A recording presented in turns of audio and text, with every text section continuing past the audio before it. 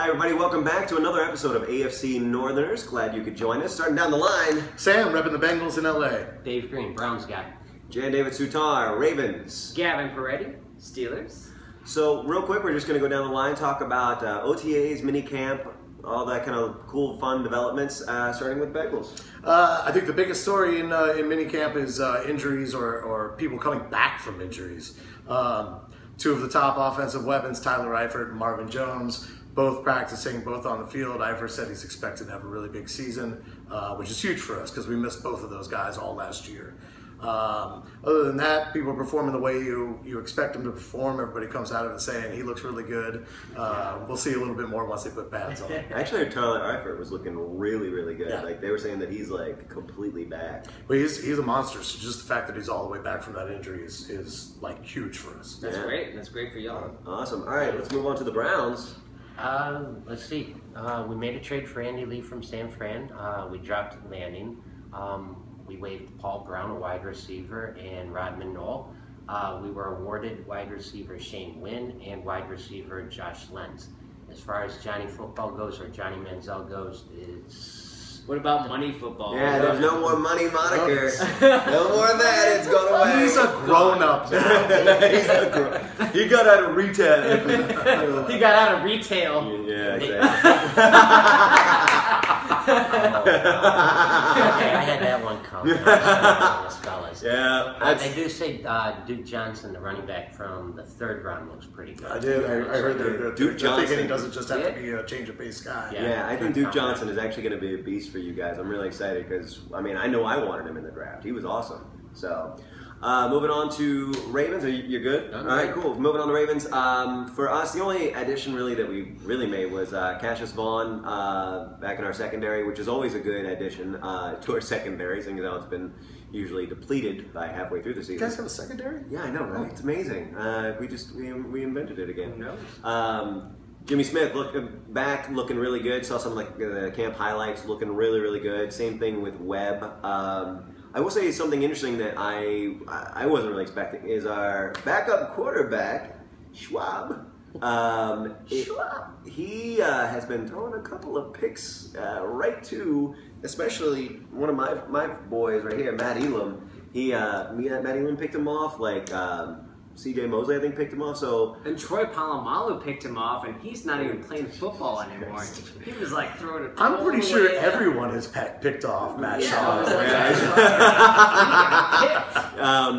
Rashad Perriman had a couple of drops early on in OTAs and whatnot, but he's apparently fixed them pretty early. So we'll see how that goes.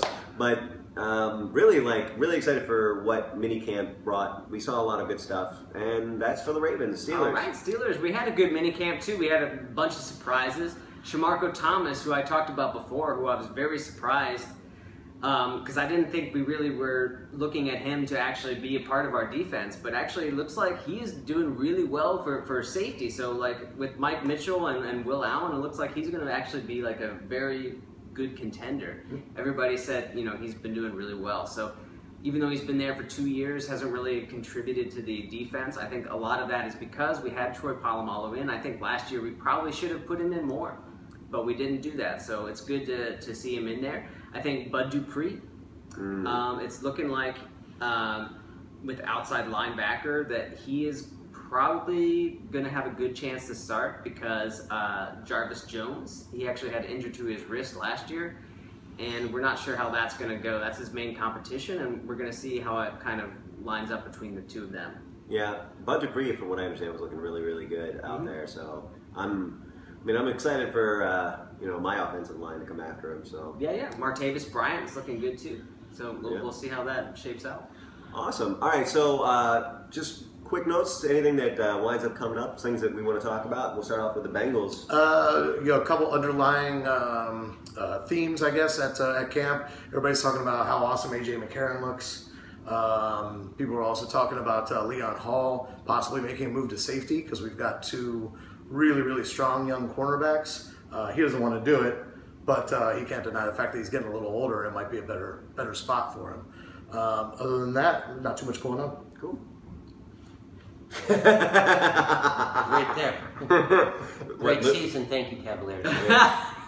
You mean losing? It wouldn't be Cleveland. Yeah, it wouldn't be Cleveland. Wouldn't be Cleveland. Lose. Well, I mean, actually, like getting all the way to the at least, here's the thing: like the Cavs were basically like the Bengals in the playoffs. Really? I mean, yeah. Yeah, I mean, You're talking about. Wait, we got the Steelers. You're talking about the injuries, right? All the injuries. No, I'm talking about the fact that You gotta be talking about all the injuries.